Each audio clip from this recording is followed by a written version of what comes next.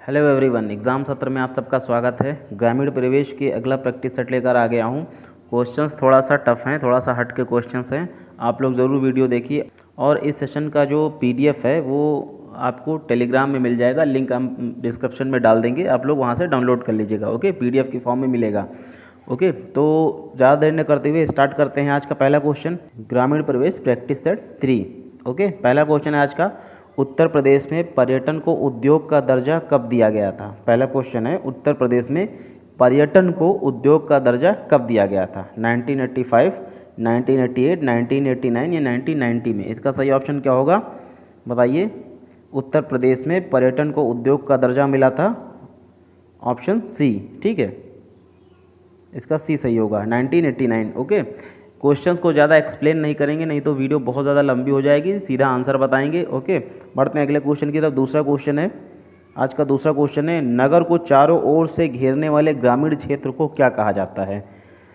नगर को चारों ओर से घेरने वाले ग्रामीण क्षेत्र को क्या कहा जाता है। इसका सही ऑप्शन क्या होगा। पृष्ठ प्रदेश, नगरीय पड़ोस, उपनगर या मलिन बस्ती, क्या कहा जाता है। इसका सही ऑप्शन क्या होगा।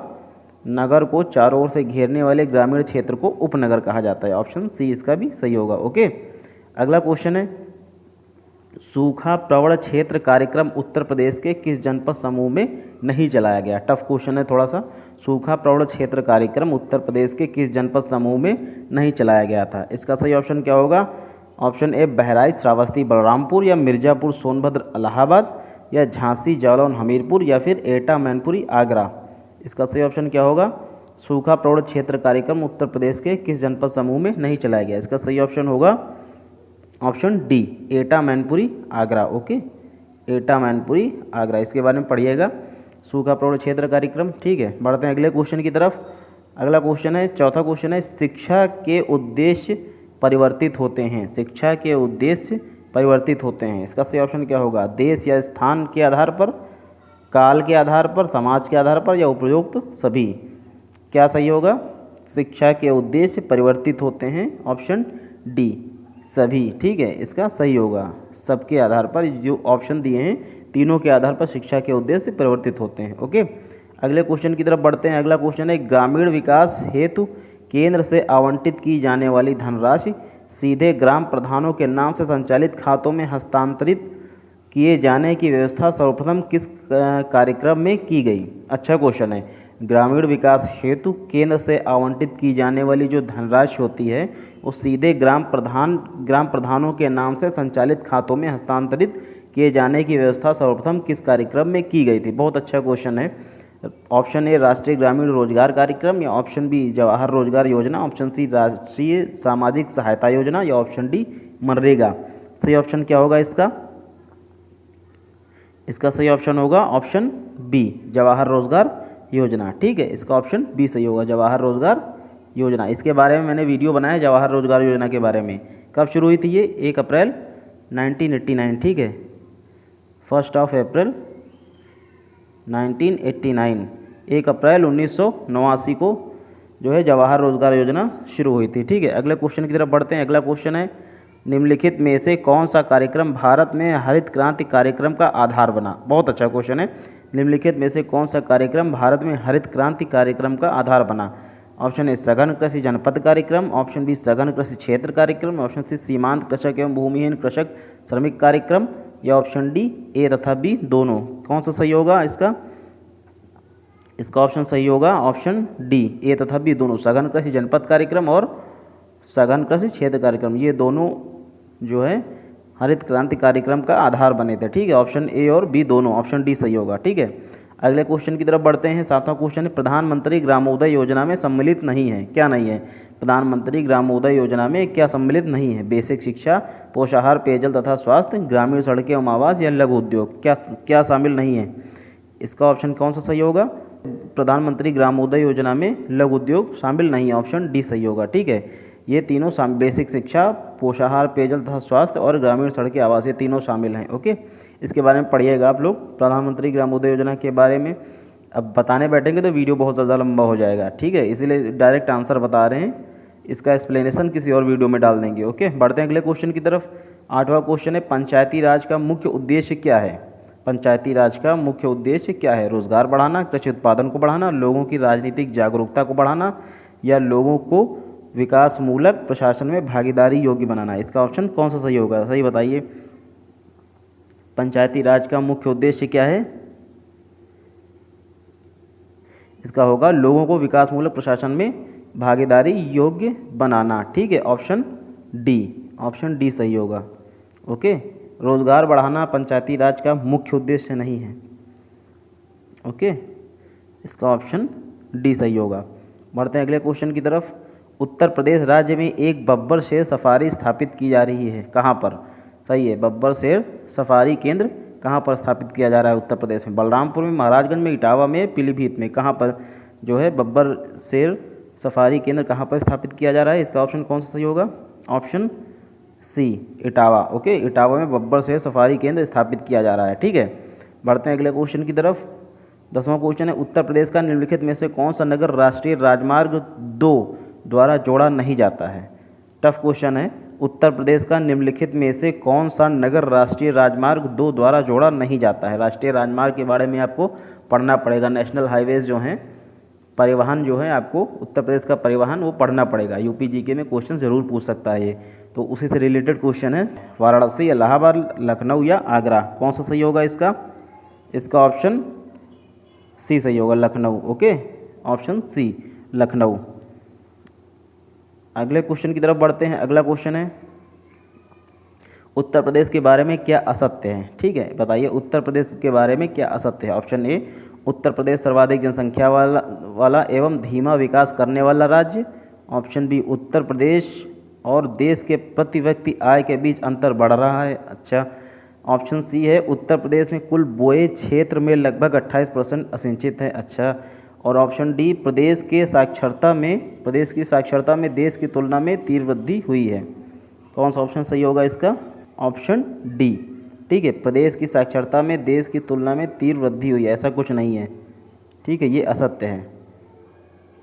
बाकी तीनों सही हैं उत्तर प्रदेश के बारे में। ए बी सी तीनों सेंटेंस सही हैं। इसमें ऑप्शन डी टिक करके आना होगा, ऑप्शन डी सही है। ठीक है, बढ़ते हैं अगले क्वेश्चन की तरफ। भूमापन के दौरान एक जरीब की लंबाई पूरी हो जाने की अस्थायी निशानी के रूप में जिस यंत्र का प्रयोग किया जाता है वह क्या कहलाता है? भूमि मापन यंत्र जो पढ़े होंगे आप, उसके बारे में तब आप इसका आंसर कर पाएंगे। ठीक है, भूमि मापन के दौरान एक जरीब की लंबाई पूरी हो जाने की अस्थायी निशानी के रूप में जिस यंत्र का प्रयोग किया जाता है वह क्या कहला जाता है? मार्कर, रॉड, झंडा या सुआ? इसका सही ऑप्शन क्या होगा? ऑप्शन डी, सुआ। ठीक है, सुआ इसका सही ऑप्शन होगा। अगले क्वेश्चन की तरफ बढ़ते हैं। 13वां क्वेश्चन है, राष्ट्रीयता में देश प्रेम से कई गुना अधिक देशभक्ति की मात्रा होती है, ये कथन किसका है? राष्ट्रीयता में देश प्रेम से कई गुना अधिक देशभक्ति की मात्रा होती है, यह कथन किसका है? महात्मा गांधी जी का, ब्रूवेकर जी का, इंदिरा गांधी जी का या डॉक्टर संपूर्णानंद जी का? इसका सही ऑप्शन क्या होगा? इसका सही ऑप्शन होगा ऑप्शन बी। ठीक है, ब्रूवेकर का। ठीक है, उसने कहा था राष्ट्रीयता में देश प्रेम से कई गुना अधिक देशभक्ति की मात्रा होती है। अगले क्वेश्चन की तरफ बढ़ते हैं। अगला क्वेश्चन है, गांव में जल प्रदूषण का कौन सा स्रोत नहीं है? आप बता सकते हैं इसका आंसर। गांव में जल प्रदूषण का कौन सा स्रोत नहीं है? ऑप्शन ए, भूमि कटाव से, ऑप्शन बी, पशुओं में जलाशयों में नहाने से, या ऑप्शन सी, लाउड स्पीकर के द्वारा ध्वनि, या ऑप्शन डी, मानव अवशिष्ट होगा यहाँ पे। ओके, मानव अवशिष्ट होगा यहाँ पे, मानव अवशिष्ट एवं वहित मल द्वारा। इसका कौन सा ऑप्शन सही होगा? इसका कौन सा ऑप्शन सही होगा बताइए? इसका ऑप्शन सी सही होगा। ठीक है, लाउड स्पीकर के द्वारा। ओके, लाउड स्पीकर की ध्वनि द्वारा। ये गांव में प्रदूषण का स्रोत नहीं है। ओके, बढ़ते हैं अगले क्वेश्चन की तरफ। अगला क्वेश्चन है 15वां है, ग्रामीण क्षेत्रों में रोजगार की दृष्टि से खेती के बाद कौन सा महत्वपूर्ण कुटीर उद्योग धंधा है? बहुत अच्छा क्वेश्चन है। ग्रामीण क्षेत्रों में रोजगार की दृष्टि से खेती के बाद कौन सा महत्वपूर्ण कुटीर उद्योग धंधा है? ऑप्शन ए, पशुपालन, ऑप्शन बी, मुर्गी पालन, ऑप्शन सी, हथकरघा, या ऑप्शन डी, इनमें से कोई नहीं। इसका सही ऑप्शन क्या होगा? इसका सही ऑप्शन होगा ऑप्शन सी, हथकरघा। ठीक है, ग्रामीण क्षेत्रों में रोजगार की दृष्टि से खेती के बाद सबसे महत्वपूर्ण कुटीर उद्योग धंधा क्या है? हथकरघा। कुटीर उद्योग धंधा हथकरघा है। ओके, अगले क्वेश्चन की तरफ बढ़ते हैं। अगला क्वेश्चन है, ग्रामीण क्षेत्रों में बुनकरों की बेहतरी के लिए निम्नलिखित में से कौन सी योजना सरकार द्वारा चालू की गई है? ग्रामीण क्षेत्रों में बुनकरों की बेहतरी के लिए निम्नलिखित में से कौन सी योजना सरकार द्वारा चालू की गई है? पिछले क्वेश्चन से मिलता जुलता क्वेश्चन है, इसका कौन सा ऑप्शन सही होगा? हथकरघा विकास केंद्र योजना, हैंग यार्न प्राइस सब्सिडी योजना, थ्रिफ्ट फंड योजना या उपयुक्त सभी? कौन सा ऑप्शन सही होगा इसका? इसका ऑप्शन डी, उपयुक्त सभी। ठीक है, बुनकरों की बेहतरी के लिए निम्नलिखित में से कौन सी योजना सरकार द्वारा चालू की गई? ये सारी योजनाएं सरकार के द्वारा चालू की जा चुकी हैं। हथकरघा विकास केंद्र योजना, हैंग यार्न प्राइस सब्सिडी योजना, थ्रिफ्ट फंड योजना। ठीक है, बुनकरों की बेहतरी के लिए ऑप्शन डी सही होगा। ठीक है, डी सही होगा। अगले क्वेश्चन की तरफ बढ़ते हैं। 17वां क्वेश्चन है, भारत में सर्वप्रथम जन शिक्षा विभागों की स्थापना कहाँ की गई थी? भारत में सर्वप्रथम जन शिक्षा विभागों की स्थापना कहाँ की गई थी? कंपनी मुख्यालय पर, प्रांतों के मुख्यालय पर, कंपनी शासित जिलों में या पूरे देश में? इसका सही ऑप्शन क्या होगा? जन शिक्षा विभागों की स्थापना सबसे पहले कहाँ की गई थी? ऑप्शन बी सही होगा, प्रांतों के मुख्यालय पर। ठीक है, प्रांतों के मुख्यालय पर। अगले क्वेश्चन की तरफ बढ़ते हैं। अगला क्वेश्चन है, निम्नलिखित में से सामाजिक घटनाओं के अध्ययन में विज्ञान की कौन सी विशेषता पाई जाती है? निम्नलिखित में से सामाजिक घटनाओं के अध्ययन में विज्ञान की कौन सी विशेषता पाई जाती है? ऑप्शन ए प्रयोगशाला का उपयोग, ऑप्शन बी भविष्यवाणी, ऑप्शन सी सार्वभौमिकता या ऑप्शन डी कार्य कारण संबंध। कौन सा इसका सही ऑप्शन होगा? इसका सही ऑप्शन होगा ऑप्शन डी, कार्य कारण संबंध। ठीक है, अगले क्वेश्चन की तरफ बढ़ते हैं। अगला क्वेश्चन है, उत्तर प्रदेश में पंचायती राज संस्थाओं में महिलाओं के लिए आरक्षित स्थानों की संख्या कितनी है? अच्छा क्वेश्चन है, उत्तर प्रदेश में पंचायती राज संस्थाओं में महिलाओं के लिए आरक्षित स्थानों की संख्या कितनी है? अच्छा क्वेश्चन है, बताइए महिलाओं का आरक्षण कितना है उत्तर प्रदेश में? पंचायती राज संस्थाओं में महिलाओं का आरक्षण कितना है? सीधी सी बात पूछा है। कुल स्थानों की 1/3 महिलाओं की आबादी के अनुपात में, या कुल स्थानों की 1/4 या परिस्थितियों की आवश्यकता अनुसार? कौन सा ऑप्शन सही होगा इसका? इसका ऑप्शन ए सही होगा। ठीक है, कुल स्थानों की 1/3 मतलब कि 33%। ठीक है, 33% है। यूपी में पंचायती राज संस्थाओं में महिलाओं का आरक्षण 33% है। ओके, कुल स्थानों का 1/3। ठीक है, अगले क्वेश्चन की तरफ बढ़ते हैं। अच्छा क्वेश्चन था वो, निम्नलिखित कथनों में से 2011 की जनगणना के अंतिम आंकड़ों के आधार पर उत्तर प्रदेश के लिए सही नहीं है। ध्यान से देखिएगा, सही नहीं है क्या है ये पूछा है। यहाँ देश की कुल जनसंख्या की 16.5% आबादी निवास करती है। ठीक है, यह देश के सर्वाधिक बच्चे यहाँ पाए जाते हैं। अच्छा, इसकी दशकीय वृद्धि दर 18.4% है। इसका लिंग अनुपात 908 है। कौन सा कथन इसका सही नहीं है? बताइए, इनमें से इन 4 में से 3 सही है, 1 सही नहीं है। कौन सा सही नहीं है वही आपको बताना है। कौन सा सही नहीं है?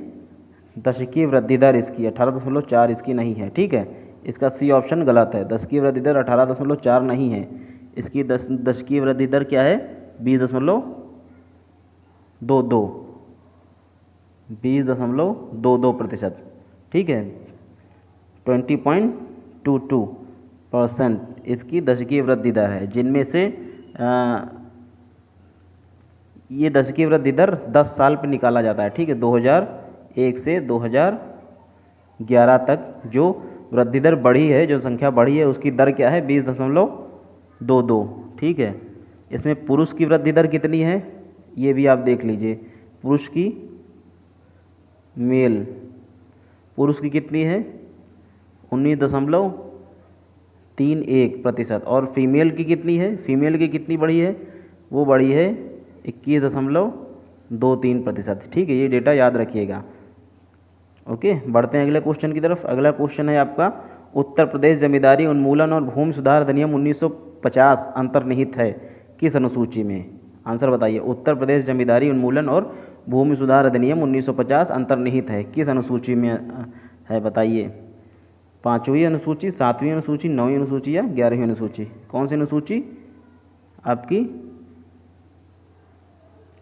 ऑप्शन सी, 9वीं अनुसूची। ठीक है, 9वीं अनुसूची में उत्तर प्रदेश जमींदारी उन्मूलन और भूमि सुधार अधिनियम 1950 अंतर्निहित है। ठीक है, अनुसूची अपने संविधान में पहले अनुसूचियाँ 8 थी, अब इस समय कितनी हैं? इस समय 12 हैं। ठीक है, अगले क्वेश्चन की तरफ बढ़ते हैं। अगला क्वेश्चन है, राष्ट्रीय ग्रामीण पेयजल कार्यक्रम के अंतर्गत 2022 तक देश की हर ग्रामीण व्यक्ति को उसके घरेलू परिसर में या उनके घरों से क्षैतिज या ऊर्ध्वाधर दिशा में 50 मीटर की दूरी से कम पर कितने लीटर प्रति व्यक्ति प्रतिदिन पेयजल उपलब्ध होना चाहिए? ये क्वेश्चन बताइए, इसका आंसर कितना होगा? 80 लीटर, 100 लीटर, 60 लीटर या 70 लीटर? कितना लीटर? इसका कौन सा ऑप्शन सही होगा? इसका ऑप्शन सही होगा डी, 70 लीटर। ठीक है, इसका ऑप्शन डी सही होगा, 70 लीटर। राष्ट्रीय ग्रामीण पेयजल कार्यक्रम जो है वो 2009 में शुरू हुआ था और 2017 में इसका रिनोवेशन हुआ था। ठीक है, अगले क्वेश्चन की तरफ बढ़ते हैं। अगला क्वेश्चन है, ब्रिटिश शासन के दौरान उत्तर प्रदेश में भूमि पंजीकरण किस अधिकारी द्वारा किया जाता था? ब्रिटिश शासन के दौरान उत्तर प्रदेश में भूमि पंजीकरण किस अधिकारी के द्वारा किया जाता था? लिपिक, लेखपाल, काजी या राज्यपाल? किसके द्वारा किया जाता था? इसका ऑप्शन ए सही होगा, लिपिक के द्वारा। ठीक है, तब लिपिक चलते थे, लेखपाल आज़ादी के बाद से लेखपाल का पद आया था। ठीक है, अगले क्वेश्चन की तरफ बढ़ते हैं। अगला क्वेश्चन है, राष्ट्रीय डेयरी विकास बोर्ड की स्थापना कब हुई? राष्ट्रीय डेयरी विकास बोर्ड की स्थापना कब हुई? 1963, 1965, 1967 या 1969? इसका ऑप्शन कौन सा सही होगा? राष्ट्रीय डेयरी विकास बोर्ड की स्थापना 1965 में हुई। ठीक है, ऑप्शन बी सही होगा, 16 जुलाई 1965। 16 जुलाई 1965। ठीक है, हेडक्वार्टर इसका कहाँ है? गुजरात। हेडक्वार्टर आनंद गुजरात में है। ठीक है, हेडक्वार्टर कहाँ पर है? गुजरात। ठीक है, अगले क्वेश्चन की तरफ बढ़ते हैं। अगला और आखिरी क्वेश्चन, केंद्रीय परियोजना चमन का संबंध निम्नलिखित में से किस क्षेत्र से है? अच्छा क्वेश्चन है, केंद्रीय परियोजना चमन का संबंध निम्नलिखित में से किस क्षेत्र से है? कृषि से, सामाजिक सुरक्षा, सड़क सुरक्षा या ग्रामीण शैक्षणिक व्यवस्था? इसका सही ऑप्शन क्या होगा? ऑप्शन ए, कृषि से। ठीक है, केंद्रीय परियोजना चमन है, इसका संबंध कृषि से है। ठीक है, तो ये थे 25 क्वेश्चंस। ठीक है, तो आप अपने आप को स्कोर कीजिए और थोड़ा टफ क्वेश्चंस थे। आप अगर 20 के ऊपर कर ले जा रहे हैं तो इसका मतलब ग्रामीण परिवेश आपकी सही चल रही है, आप मेहनत करते रहिए, सही आपका लेखपाल का एग्ज़ाम अच्छे से निकलेगा। ठीक है, और इसकी PDF हम टेलीग्राम में डाल देंगे। ग्रुप आपको डिस्क्रिप्शन में लिंक टेलीग्राम का मिल जाएगा, ग्रुप में आपको इसकी PDF मिल जाएगी, वहाँ से आप डाउनलोड कर लीजिएगा। ठीक है, और अगर आपको वीडियो अच्छी लगी है, क्वेश्चंस अच्छे लगे हैं तो प्लीज़ वीडियो को लाइक कीजिए और चैनल को सब्सक्राइब कीजिए। ठीक है, मिलते हैं अगले वीडियो में अगले किसी प्रैक्टिस सेट के साथ, या तो ग्रामीण परिवेश या फिर GS के प्रैक्टिस सेट के साथ, या फिर हिंदी का भी प्रैक्टिस सेट जल्दी ही लेकर आएंगे। ठीक है, तब तक के लिए बाय बाय, टेक केयर।